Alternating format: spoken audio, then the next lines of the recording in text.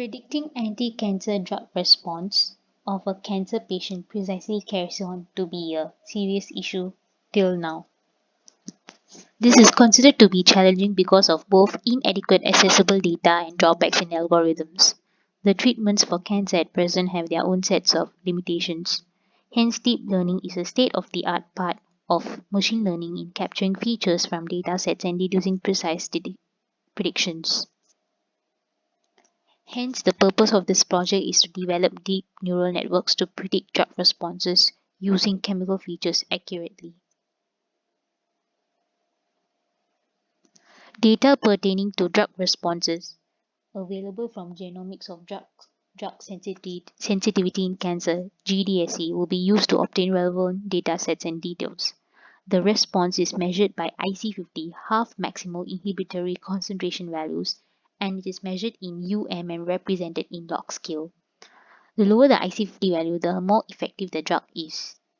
Only Small's notation and ln IC50 values are extracted, as the project solely focuses on predicting drug responses from chemical features.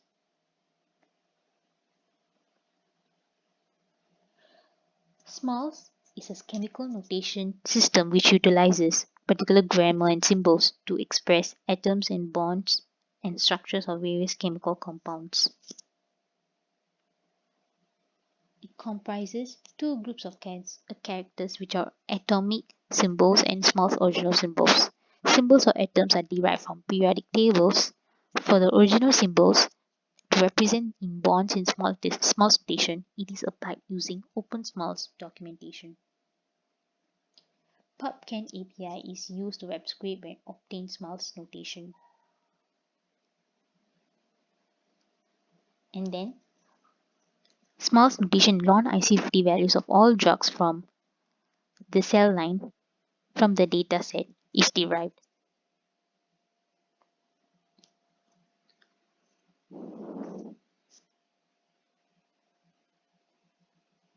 So one feature vector contains 42 features, 21 features for atomic symbols and other 21 features for symbols denoting bonds.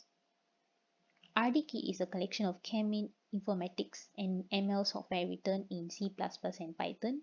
Numerical values related to atomic substance quantities such as degree, charge, and character can be calculated using RDKit.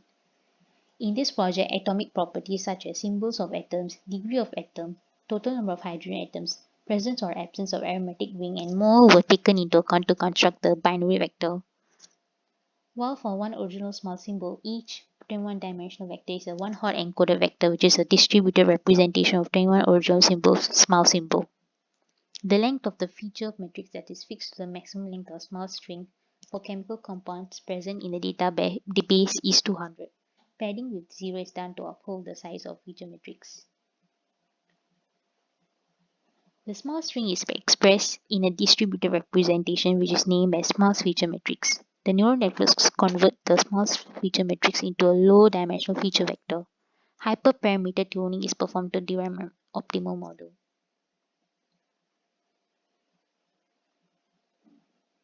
This is the overview of the whole data pre-processing till neural networks. There's an additional step to implement data pre-processing for GCN. RDKit used to extract molecular bonds and structural contacts. Two additional packages are used to transform the one-hot encoded feature matrix into graph structures using Network X before feeding into a GCN implemented with PyTorch geometry.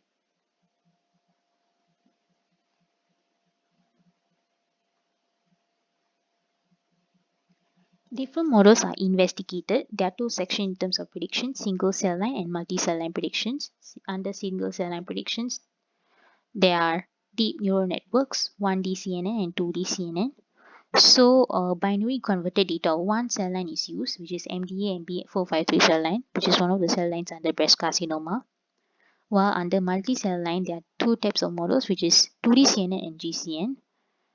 Training input of 30 cell lines under breast carcinoma are incorporated for multi-cell line prediction.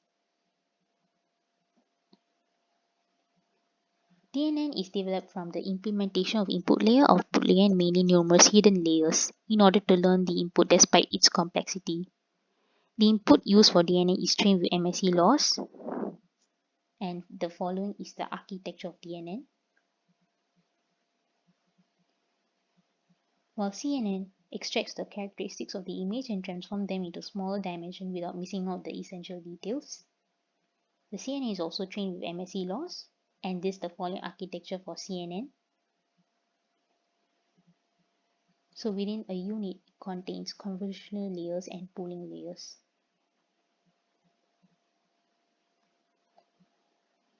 However, the actual result was far away from the expected.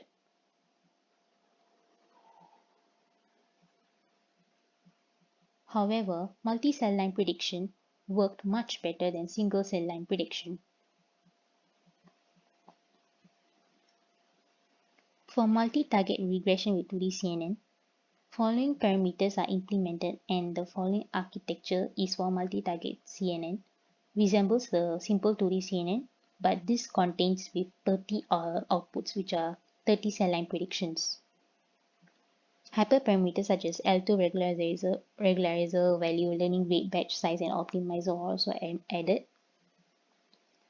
Different architectures are utilized to yield this plot.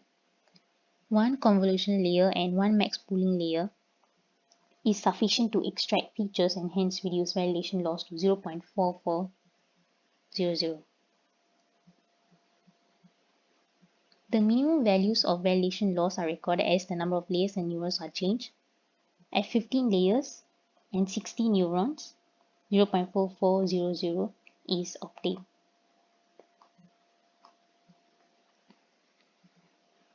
The following is the training graph of the multi-target model. Additional number of layers and neurons help to elevate the model complexity and capacity to train data. This model is the same with dropout layers, and different dropout values are attempted, and dropout value of 0.4 worked the best, giving a validation loss of 0.4379.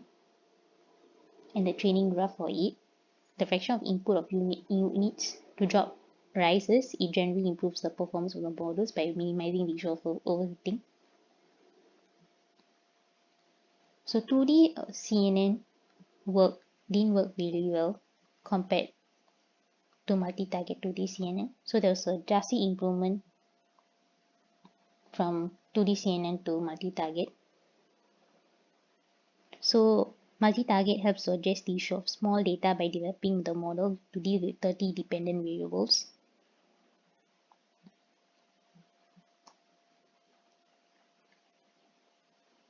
So this is how a GCN model looks like.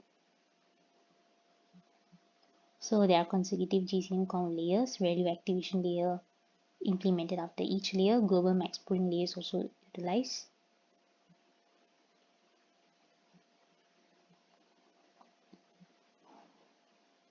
(0.001213) validation loss is obtained when number of layers were 20 and number of neurons was 624. And this is the training graph for that model. And the same model is utilized to experiment with dropout layers. Different dropouts were attempted and dropout value of 0.2 yields the lowest validation loss of 0.001211. The training graph for GCN with dropout. GCN outperformed multi-target 2D CNN.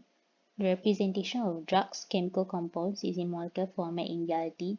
Hence, when the train input the molecular graphs with nodes symbolizing atoms and edges symbolizing bonds among atoms are fed into a model, the model comprehended the input much better compared to the train input of CNN, as the data structure of the input is a grid-like topology. This is the overall performance comparison of all models experimented.